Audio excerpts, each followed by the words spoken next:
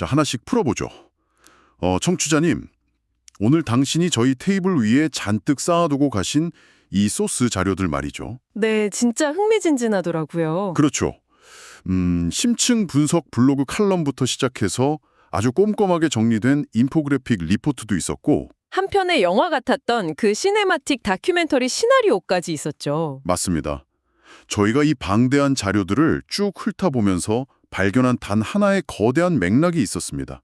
그래서 오늘 우리 심층 탐구의 미션은 바로 이것입니다. 네, 2025년부터 2030년까지 제약산업 역사상 유례없는 규모인 약 600조 원의 특허 절벽, 즉 특허 절벽 2.0이 다가오고 있다는 사실이죠. 어마어마한 규모죠. 네, 그런데 도대체 왜 글로벌 빅파마들의 이 거대한 위기가 한국의 바이오 산업, 이른바 K-바이오에게는 역사상 최대 권력이동 기회가 되고 있는 걸까요? 맞습니다. 오늘 우리는 당신이 가져오신 이 자료들을 통해서 그 진실을 파헤쳐볼 겁니다.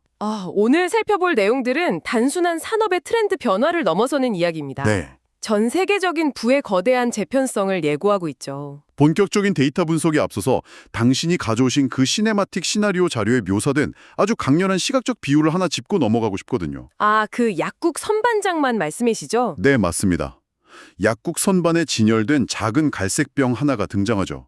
바로 머크사의 면역 항암제 키트루다입니다. 키트루다. 이 약 하나가 전 세계에서 벌어들이는 연간 매출이 무려 약 30조 원에 달합니다. 30조 원이요? 와. 그런데 2028년이 되면 이 거대한 부의 성벽을 지탱하던 황금빛 특허 증서가 마치 모래시계 속의 모래처럼 부서져 내리는 장면이 나옵니다. 저도 그 대본 읽으면서 진짜 소름이 돋았어요. 시각적으로 아주 훌륭했죠. 특허 증서의 잉크가 쩍쩍 갈라지면서 모래로 변하고 그 빈자리에 거대한 스테인레스 스틸 배양 탱크들이 막 숲처럼 솟아오르는 묘사 말이죠. 네. 청취자님, 당신이라면 이 거대한 변화의 시작이 어떻게 느껴지시나요? 이건 단순히 비싼 약이 옆에 조금 싼 약이 놓이는 수준의 이야기가 아닙니다. 전혀 아니죠. 인포그래픽 자료가 보여주는 데이터의 임계점은 우리의 상상을 훌쩍 뛰어넘거든요. 그럼 그 부분 조금 더 구체적인 수치로 들어가 볼까요? 네, 인포그래픽 타임라인을 한번 보시죠. 차분히 들여다보면 이 특허 절벽의 실체와 압도적인 규모를 정확히 파악할 수 있습니다. 시계는 이미 2025년부터 멈추기 시작했습니다. 올해부터네요. 당장 올해 존슨앤드존슨의 자가면역 치료제 스텔라라의 특허가 만료됩니다. 연매출 약 1,000억 달러, 하나로 13조 원이 넘는 시장의 문이 활짝 열리는 거죠. 13조 원. 그리고 같은 해에 아스트라제네카의 희귀질환 치료제인 솔리리스도 방어막을 잃게 됩니다. 또 2025년에서 2026년 사이에는 연매출 9억 달러 규모의 안과 치료제 아일리아가 복제약들의 거센 경쟁 소용돌이 속으로 빨려 들어갑니다. 어쩐지 이 타임라인 자료를 보니까 2028년 구간이 아주 짙은 붉은색으로 칠해져 있더라고요. 피크 클랩존이라고 적혀 있죠. 네, 피크 클립존. 특허 절벽의 정점이라는 뜻이던데 이때가 진짜 메인 이벤트인 셈이죠. 그 숫자를 보면 붉은색으로 칠해둘 수밖에 없었을 겁니다. 2028년은 단일 의약품 기준으로 제약 역사상 최대 규모의 시장이 무장해제되는 해입니다. 와, BMS와 화이자의 혈전 치료제인 엘리키스가 18억 달러 규모로 만료를 맞이하고요. 네. 앞서 오프닝에서 언급했던 최고 연매출 300억 달러, 한화 약 40조 원에 달하는 그 거대한 키트루다의 독점 시장이 마침내 열리게 됩니다. 40조 원짜리 시장이 열리는 거군요. 여기서 우리가 주목해야 할 진짜 흥미로운 점은 개별 약품의 매출이 아니에요. 그럼요. 이 기간 동안 열리는 파일을 전부 합쳤을 때 나오는 거시적인 숫자입니다. 자료에 따르면 그 합산 금액이 보수적으로 잡아도 약 310조 원에서 530조 원, 사실상 600조 원에 근접한다고 나와 있었죠. 맞습니다. 솔직히 600조 원이라니 감조차 잘 안 오는 숫자입니다. 바로 그 600조 원이라는 엄청난 규모의 자본이 단 5년 사이에 새로운 주인을 찾아 이동하게 된다는 뜻입니다. 네. 이건 약품의 단순한 세대 교체가 아니라 글로벌 제약 산업의 지형도와 근본적인 권력 구조가 완전히 뒤집히는 사건인 거죠. 자, 정치자님, 한번 상상해 보시죠. 600조 원짜리 거대한 금고문이 내 눈앞에서 딱 열린다면 과연 무엇부터 준비해야 할까요? 글쎄요. 아무리 쏟아지는 금화가 많아도 그걸 담아낼 거대한 그릇이 없으면 그림의 떡일 뿐이겠죠. 당연하죠. 그래서 한국의 K-바이오 기업들이 준비한 가장 원초적이고 확실한 카드가 바로 압도적인 생산 용량, 즉 캐파입니다. 아주 중요한 포인트입니다. 인포그래픽에서 이 공장 규모들을 보셨나요? 삼성바이오로직스의 경우 2025년 현재 84.5만 리터의 생산 용량을 가지고 있는데 이걸 2032년까지 무려 132.4만 리터 이상으로 확장한다고 합니다. 132만 리터. 사실 이 숫자가 실감이 안 나실 수도 있는데 이건 전 세계 어디에서도 찾아보기 힘든 압도적인 규모의 바이오 의약품 생산 도시를 짓는 것과 같습니다. 진짜 도시 스케일이네요. 실제로 올해 5공장이 가동되면서 삼성 바이오로직스의 2025년 매출이 전년 대비 30.3%나 퀀텀 점프를 하며 4조 5,600억 원을 기록할 거란 전망이 자료에 명시되어 있죠. 셀트리온 역시 가만히 있지 않더라고요.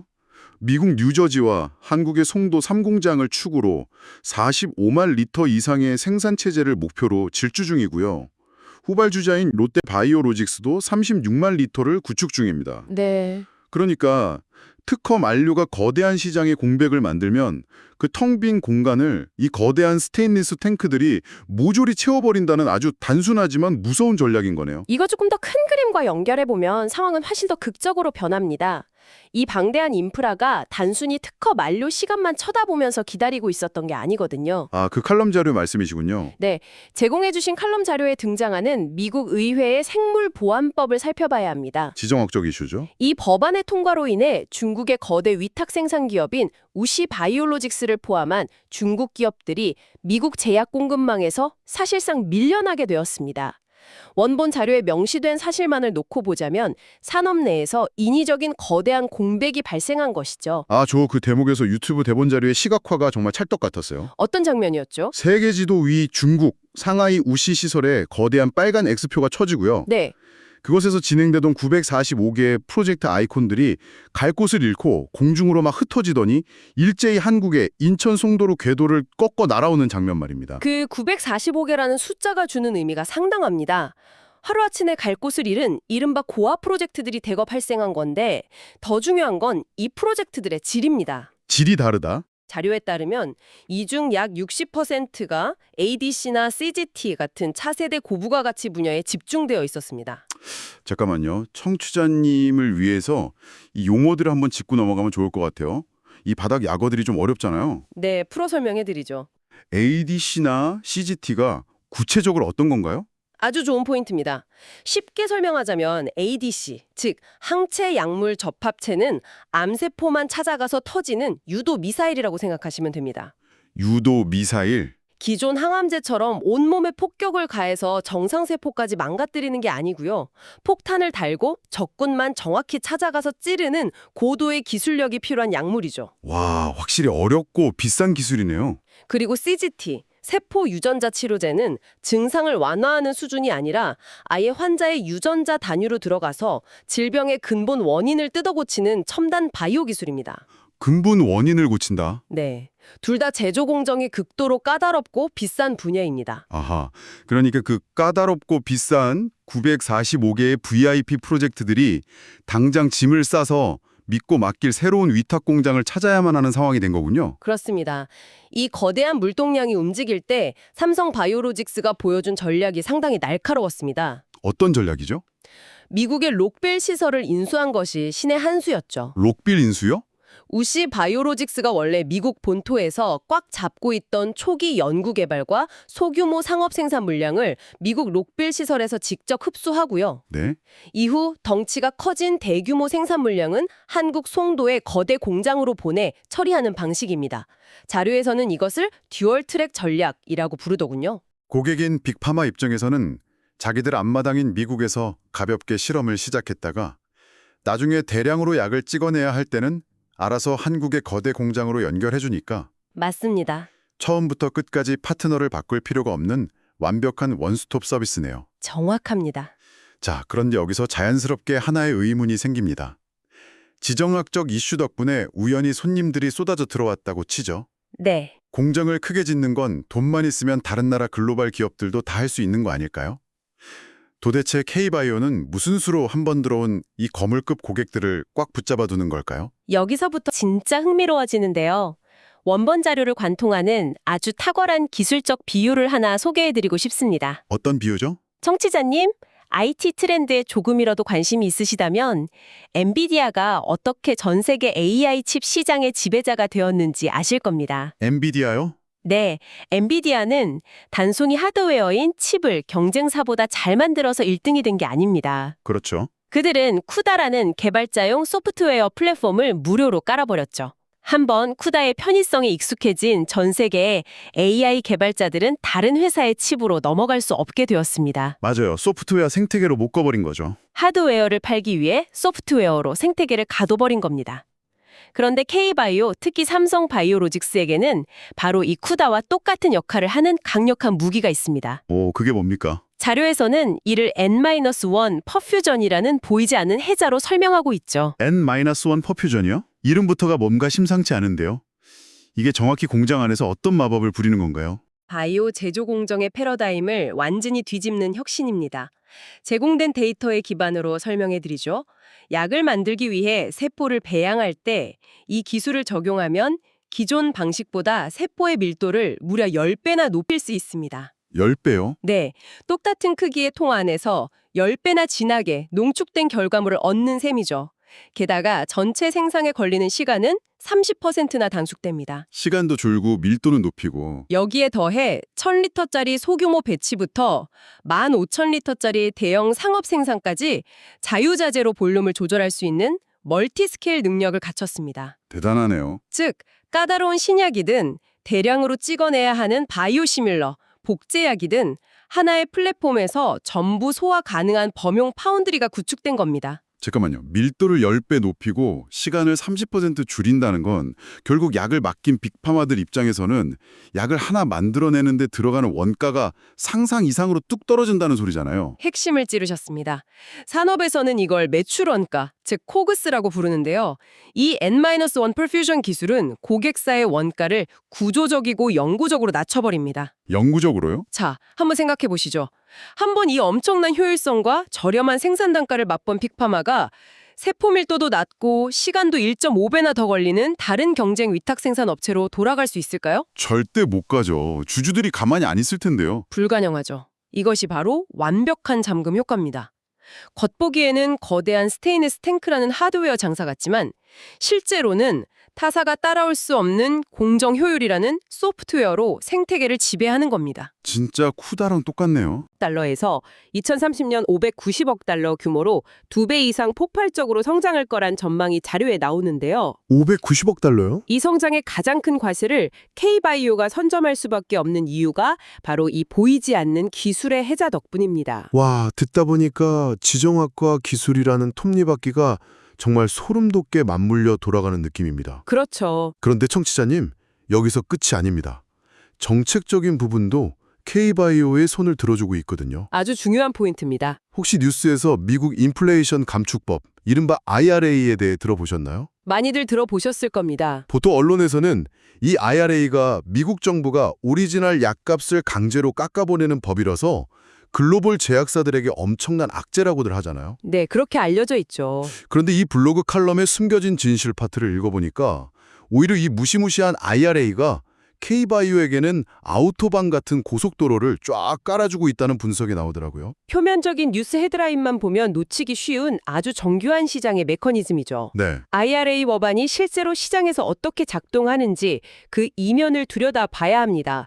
여기서 우리가 알아야 할 두 가지 키워드가 있습니다. 뭔가요? 바로 미국 FDA의 상호교환성 인증과 미국의 보험약제 관리자, 즉 PBM이라는 중간 관리자들의 역할입니다. 보험약제 관리자요?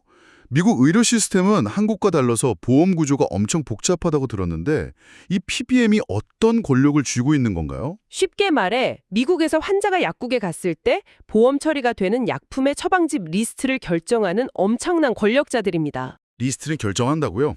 이들이 리스트에서 빼버리면 그 약은 미국 시장에서 사실상 사형 선고를 받는 것과 같죠. 와... 그런데 만약 K바이오가 만든 바이오 시밀러가 오리지널 약과 완전히 동일한 효과를 낸다는 FDA의 상호 교환성 인증을 받게 되면 어떤 일이 벌어질까요? 어떻게 되나요? PBM들은 주저없이 기존의 비싸고 마진도 안 남는 오리지널 약품을 보험 리스트에서 날려버립니다. 날려버린다고요? 그리고 그 자리에 자신들에게 훨씬 더 좋은 마진 구조를 제공하는 K바이오의 시밀러를 꽂아 넣습니다. 나아가 환자들에게 강제로 대체 처방을 유도할 수 있는 막강한 권한을 행사하게 되는 겁니다. 와, 상상해보세요. 오리지널 약을 만든 빅파마가 미국 정부나 PBM한테 가서 우리 약값 좀 파격적으로 깎아줄 테니까 리스트에 남겨주세요 하고 애원을 해도 네. PBM 입장에서는 아니 굳이 우리는 우리 입맛대로 마진 구조를 짤 수 있는 K바이오의 시밀러를 쓸 건데 하고 튕겨낼 수 있다는 거잖아요. 바로 그겁니다. 말 그대로 미국의 제도가 K바이오의 시장 점유율을 강제로 멱살 잡고 끌어올려주는 거네요. 그 흐름 위에 쐐기를 박는 K바이오의 또 다른 무기가 있습니다. 바로 수익성을 극대화하는 바이오 베터의 경제학입니다. 바이오 베터요? 청취자님이 주신 자료 중에 셀트리온의 짐펜트라 사례가 이 비즈니스 모델의 정수를 보여주는데요. 짐펜트라는 단순한 복제약이 아닙니다. 단순 복제가 아니다? 기존 오리지널 약은 환자가 병원에 가서 2시간 넘게 침대에 누워 링거로 맞아야 하는 정맥주사 제형이었습니다. 아, 링거로요? 불편하겠네요. 그런데 셀트리온은 이것을 환자가 집에서 스스로 마치 당뇨병 펜처럼 찌를 수 있는 피하 주사 제형으로 업그레이드, 즉 개량을 해버린 겁니다. 와, 환자 입장에서는 삶의 질이 수직 상승하는 거네요. 병원에 갈 필요 없이 집에서 1분이면 끝나는 거니까요. 이게 바로 단순 시밀러가 아니라 베터, 즉 더 나아졌다는 의미군요. 그리고 여기서 놀라운 재무적 마법이 발생합니다. 미국 FDA는 이 제형 변경이 가져온 환자의 편의성과 혁신성을 인정해서 이 약에 단순 복제약이 아닌 신약에 준하는 지위와 독점권을 부여했습니다. 신약의 지위를요? 자, 당신이 가져오신 인포그래픽의 투자 수익률 비교표를 한번 보시죠. 네네. 글로벌 빅파마가 완전히 맨 땅에서 새로운 신약 하나를 개발하려면 평균 26억 달러, 하나로 무려 3.5조 원이 하는 천문학적인 돈을 쏟아부어야 합니다. 기간도 10년에서 15년이 걸리고요. 3.5조 원에 15년.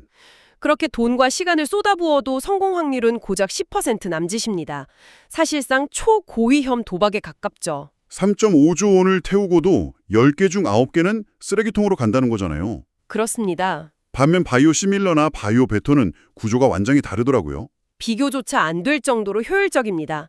개발 비용은 1억 달러에서 2억 5천만 달러 수준, 시간도 5년에서 9년이면 충분합니다. 비용과 시간이 확 줄었네요. 이미 효능이 입증된 약의 설계도를 바탕으로 하니까 성공 확률은 50%에서 최대 80%까지 치솟습니다.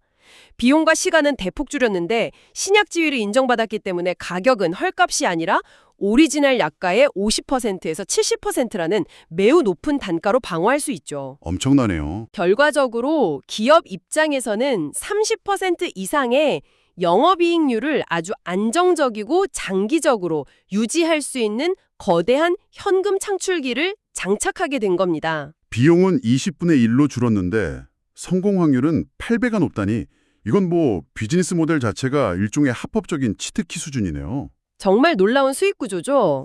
전문가님, 이야기를 듣다 보니까 저는 이 거대한 흐름 속에서 역사의 한 장면이 강렬하게 오버랩됩니다. 어떤 장면이 떠오르시나요? 우리가 흔히 포드주의라고 부르는 1908년의 헨리 포드 이야기 말입니다. 아, 헨리 포드?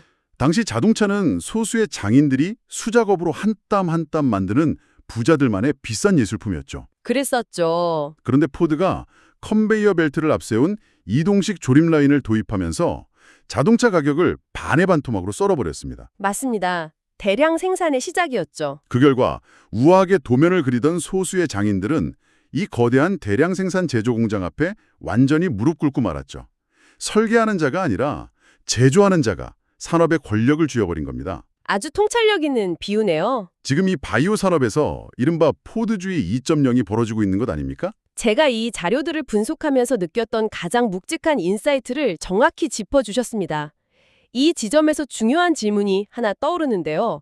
반도체나 자동차 산업에서 일어났던 가치 사슬의 거대한 역전 현상, 그것이 과연 인간의 생명을 다루는 제약 바이오 분야에서도 동일하게 나타날 수 있을까? 네. 자료가 제시하는 대답은 명백한 그렇다입니다.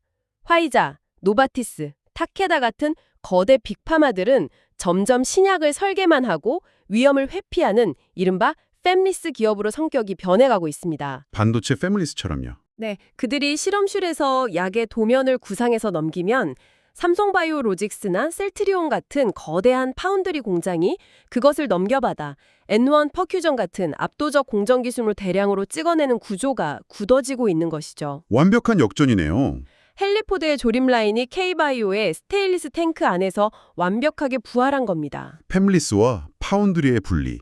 IT 산업의 공식이 바이오에 그대로 이식되고 있다는 게 너무 흥미롭습니다. 정말 흥미로운 지점이죠. 그런데 전문가님, 저는 당신이 주신 이 시네마틱 대본 자료에서 이 차가운 산업 논리 이면에 있는 두 개의 상반된 시선을 꼭 느껴보셨으면 좋겠습니다. 두 가지 시선이요? 극과 극의 감정선이 아주 잘 묘사되어 있었거든요. 한쪽에는 뉴욕 마철로 최고급 사무실에 앉아있는 빅파마의 최고 경영자가 있습니다. 네. 2028년 특허 만료가 다가오는 가운데 저 멀리 한국 인천 송도에서 24시간 불을 밝히고 돌아가는 거대한 배양 탱크의 기계음은 그 CEO에게는 자신들의 황금빛 영토를 무너뜨리며 진격해오는 침공의 행진곡으로 들릴 겁니다. 두려움 그 자체겠죠. 하지만 정반대편에 있는 사람들의 시선은 완전히 다릅니다. 이 대본이 묘사하는 또 다른 장면, 바로 평범한 병원의 암병동입니다. 네, 환자들의 시선이죠. 약값이 너무 비싸서 평생 모은 집을 팔아야만 했던 환자와 가족들의 절박한 시선이죠.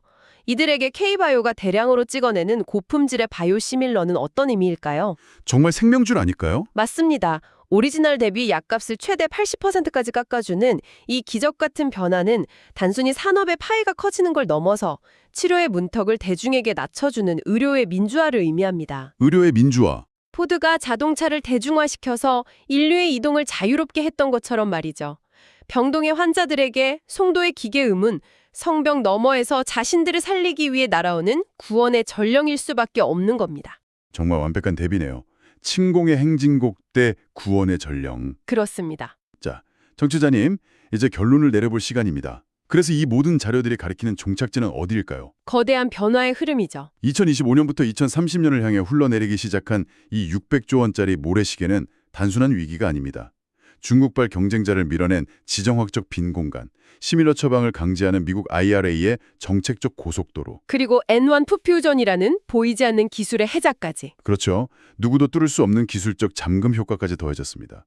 K바이오는 그저 남의 약을 레시피대로 끓여주는 하청업체를 넘어서 스스로 룰을 만드는 바이오의 엔비디아, 더 나아가 스마트폰 시대의 대만 TSMC와 같은 절대적인 제왕의 자리로 올라서고 있습니다. 정말 거대한 지각 변동입니다. 오늘 당신이 가져오신 이 거대한 지각 변동의 데이터가 앞으로 당신의 투자 포트폴리오를 어떻게 재편하게 될지 한번 상상해 보시길 바랍니다. 네. 그리고 더 중요하게는 당신과 당신의 가족이 10년 뒤 병원에서 마주하게 될 영수증의 금액과 의료 서비스의 형태가 어떻게 영구적으로 변하게 될지도 말이죠. 깊이 공감합니다. 그리고 오늘 이 방대한 자료를 함께 분석하면서 제 머릿속을 떠나지 않았던 완전히 새로운 화두를 당신에게 던지며 저의 이야기도 마무리 지을까 합니다. 어떤 화두인가요? 역사적으로 인류의 생명 연장은 언제나 천재적인 소수 과학자들의 위대한 발견에 의존해 왔습니다.